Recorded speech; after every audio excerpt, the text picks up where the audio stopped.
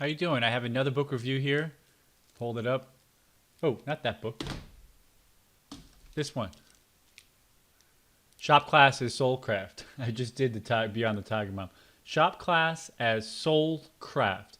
An Inquiry into the Value of Work by Matthew B. Crawford.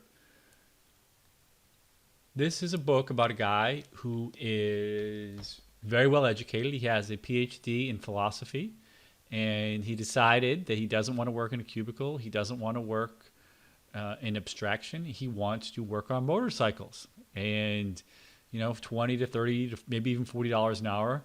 He's doing greasy work. He's rebuilding engines and doing all sorts of complicated things. And this book reminded me, if you haven't read it, Zen in the Art of Motorcycle something.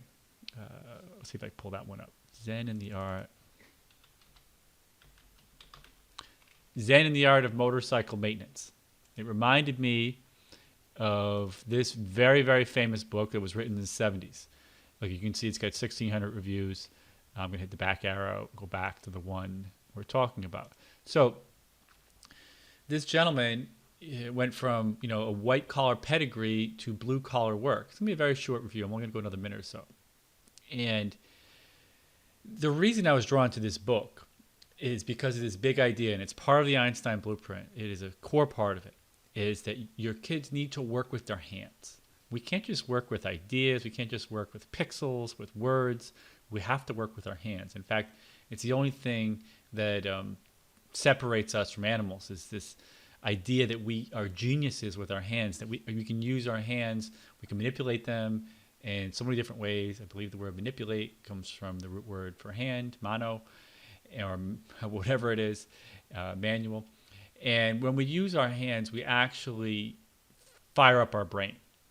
And so there is this massive connection, this unbreakable connection between using our hands, in fact, both of our hands, because if we use our left hand and our right hand, we're using both sides of our brain.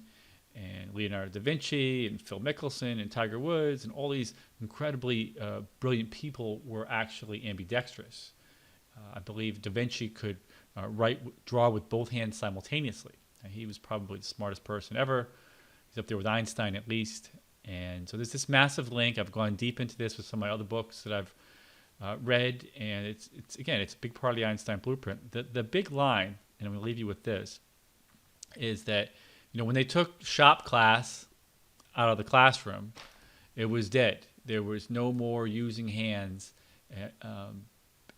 There was no more manual work it was already dead. But men are getting their oil changed. They're paying for someone to change their oil. They're not fixing their own car. They're paying for someone to fix their car. We're not cutting our own lawn.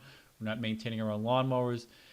What we had done for hundreds of years would we fixed our own broken equipment. And women used to knit and sew. And they used to use their fingers. And it fired up the brain in ways that it's not happening now, from young people all the way on up. And the big line is that we've separated thinking from doing. This is Crawford's big takeaway. You don't want to separate thinking from doing. It is a fatal severance. And, if you have kids and you want to unlock their full potential, you have to see that they're using their hands, that they're building things, not just stacking Legos, but even at a higher level than that, building circuits. They can use snap circuits. They should learn to knit and sew and juggle and do origami and bang a hammer into a piece of wood and all these other things. It's a big, big part of their intellectual development. I'll see you in the next video.